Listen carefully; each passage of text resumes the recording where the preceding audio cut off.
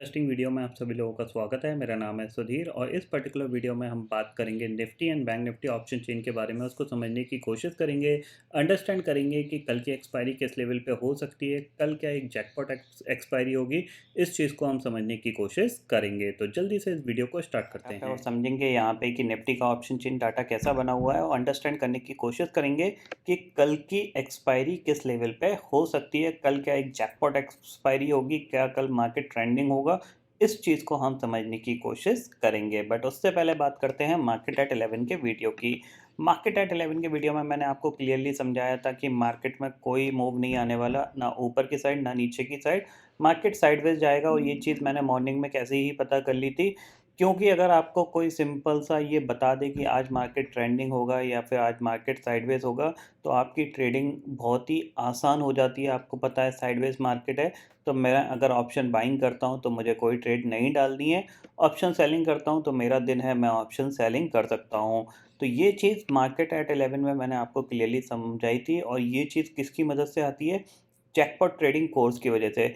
Jackpot trading course एक ऐसा course है जो कि आपको हेल्प करता है to find a trending market और साइडवेज मार्केट। एक बार आपको ट्रेंड समझ में आ गया मार्केट का किस साइड है, साइडवेज है, पॉजिटिव है, नेगेटिव है, तो आपकी जो ट्रेडिंग होती है वो सिर्फ ऑर्डरिंग पे रह जाती है और आप इजीली ऑर्डर डाल के एक अच्छा खासा प्रॉफिट यहाँ पे कमा पाते हो। तो अगर अभी तक आपने जैकपॉट ट्रेडिंग कोर्स को नहीं देखा है या फिर आपने नहीं बाय किया है, डेफिनेटली कर लीजिए, क्योंकि 90% चांसेस ये हैं कि आप अपनी ट्रेडिंग स्किल्स को इम्प्रूव कर लेंगे और वो कोर्स आपको बहुत ज़्यादा हेल्प करेगा, खासकर इंट्राडे ट्रेडिंग में। ठीक है। सेम चीज़ बैंक निफ्टी में, आप बैंक निफ्टी देख सकते हो। बैंक निफ्टी में मैंने आपको क्लियरली बोला था, देखो पूरा साइडवेज रहा मार्केट, इसने हाई और लो के अंदर ही कामकाज करता रहा मॉर्निंग का जो बनाया था। अब कल क्या हो सकता है उसको समझने की कोशिश करेंगे, बट उससे पहले एक बार ग्लोबल मार्केट पर नज़र डालते हैं। करेंटली अगर इंडेक्सेस फ्यूचर्स में जाता हूँ तो ग्लोबल मार्केट में दिख रहा है आपको, कोई ऐसी खास नेगेटिविटी नहीं है।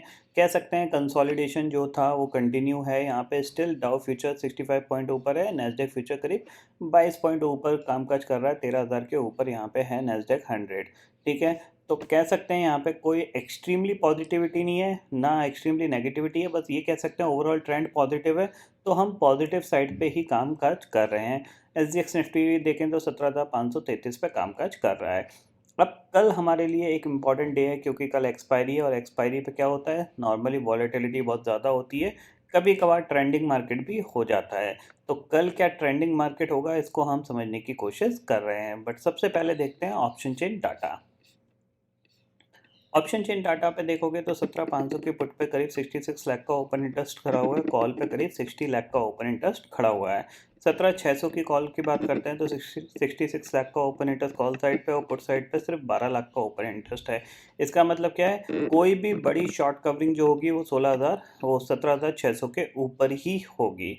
ठीक है, इतना समझ में आ गया। और कोई भी लॉन्ग अनवाइंडिंग होगी वो 17,400 के नीचे ही होगी। अदरवाइज 17,400 से लेकर 17,600 की range as per the option chain data हमें क्लियरली समझ में आ रही है कि निफ्टी इसी चैनल के अंदर ट्रेड करता हुआ दिखाई देगा। ठीक है। अगर हम चलें यहाँ पे चार्ट पे, चार्ट को अंडरस्टैंड करते हैं तो देखो यहाँ पे 15 मिनट का टाइम फ्रेम लगाते हैं और आपको देखने को मिलेगा ये एक पर्टिकुलर सपोर्ट एरिया, ये एक पर्टिकुलर रेजिस्टेंस एरिया जो कि 17,550 का है। ठीक है, इसके बीच में पूरे दिन निफ्टी ट्रेड किया है। नीचे की तरफ अगर देखा जाए तो यहाँ पे जो इसने सपोर्ट लिया था वो 17,443 पे लिया है। यहाँ पे 440 भी मान सकते हो आप इसको। ये चीज़ आप क्लियरली समझ लीजिए कि ये जो पर्टिकुलर चैनल है ना, ये चैनल पहले हम इसमें रेजिस्टेंस ले रहे थे, ठीक है ना, फिर हमने ये ब्रेकआउट दिया है और फिर इसको रीटेस्ट किया और आज सपोर्ट लेके यहाँ पे हम कंटिन्यूसली सपोर्ट ले रहे हैं। ठीक है। तो ऊपर अगर हम निकलते हैं 17,570-80 के ऊपर, तो फिर चांसेस हैं कि निफ्टी 17,650 तक जा सकता है। ठीक है। और 17,600 के ऊपर अगर हमने कामकाज करना स्टार्ट किया तो यहाँ पे 650 और 660-70 के लेवल यहाँ पे खुलते हुए दिखाई देंगे।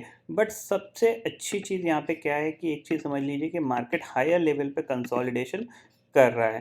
अब हायर लेवल पे कंसोलिडेशन का मतलब यही होता है कि अगर आप ऊपर के लेवल पे कंसोलिडेशन कर रहे हो तो आपको एक और ब्रेकआउट आपको देखने को मिल सकता है। ठीक है।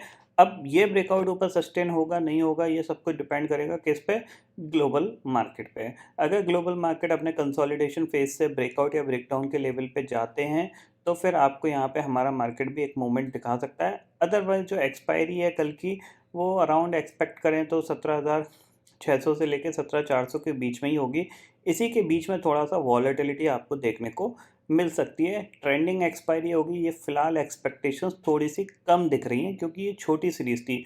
छोटी सीरीज़ में नॉर्मली मार्केट साइडवेज ज़्यादा रहता है रेदर देन ट्रेंडिंग मार्केट, क्योंकि ऑलरेडी हमें एक ट्रेंडिंग डे मिल चुका है और आज हमने एक कंसोलिडेशन किया है, तो थोड़ा सा ये कंसोलिडेशन कंटिन्यू हो सकता है। तो कल के ट्रेडिंग सेशन में आपको क्या करना है, थोड़ी सी क्वांटिटी कम करके ही ट्रेड करना है।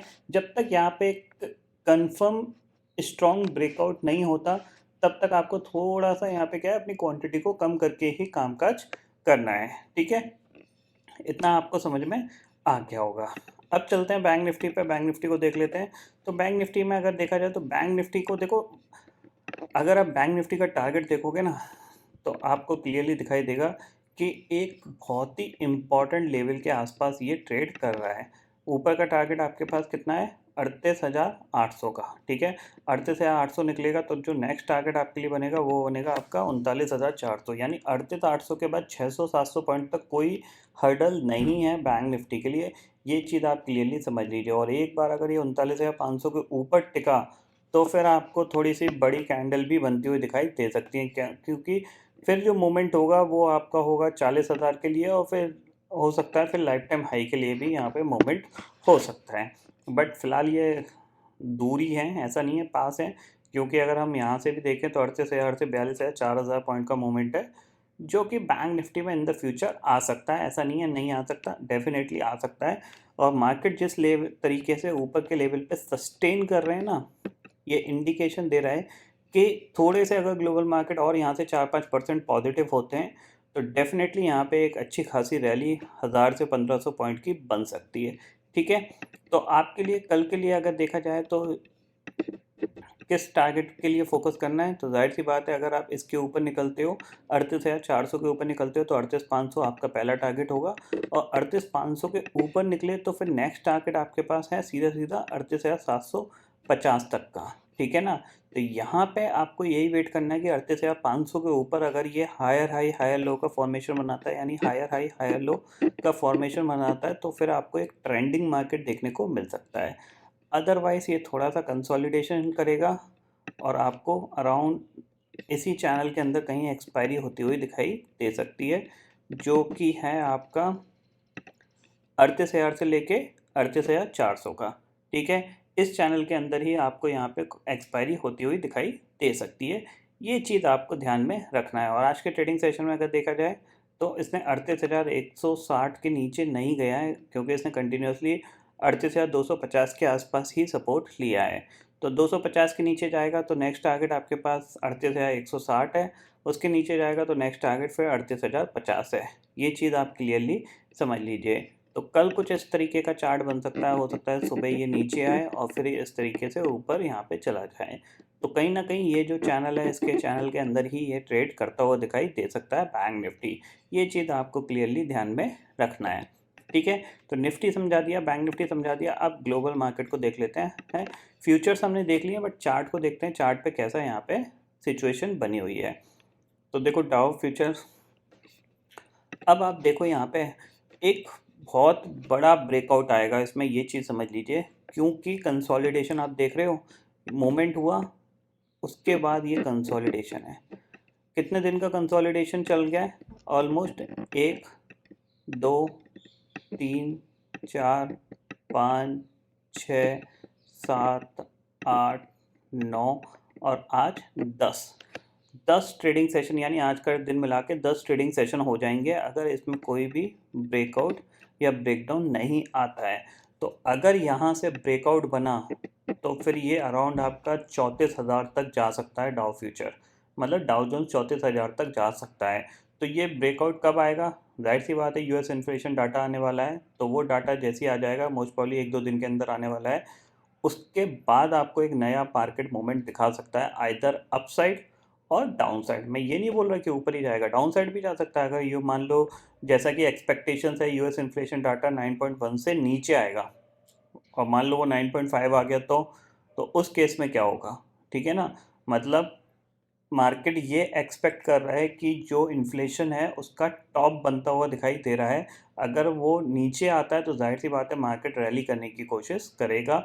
अदरवाइज़ यहाँ पे अगर वो ऊपर आया तो थोड़ी बहुत प्रॉफिट बुकिंग देखने को मिल सकती है, क्योंकि नीचे से काफ़ी अच्छा ये रिकवर हो चुका है। ऑलमोस्ट 10-11% यहाँ पे ये रिकवर हो चुका है और नैस्डैक में तो ऑलमोस्ट 15-16% तक की रैली देखने को मिली है। तो ये पॉइंट आपको यहाँ पे ध्यान में रखना है कि यूएस इन्फ्लेशन डाटा के बाद एक ट्रेंड बन सकता है जो कि निफ्टी को 18,000 18,100 तक ले जा सकता है।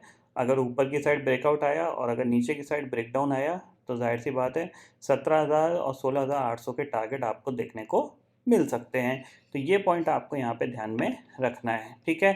तो आई होप दोस्तों ये पर्टिकुलर डाटा आपको समझ में आ गया होगा। दोस्तों फिलहाल इस वीडियो में इतना ही है। आई होप ये वीडियो आपको पसंद आएगा। वीडियो पसंद आता तो लाइक और शेयर ज़रूर करिएगा और चैनल को जो सब्सक्राइब कर लीजिए, क्योंकि मैं सुधीर लेके आता रहूँगा हर दिन आपके लिए नए नए वीडियो। इसी के साथ शुक्रिया दोस्तों, जय हिंद।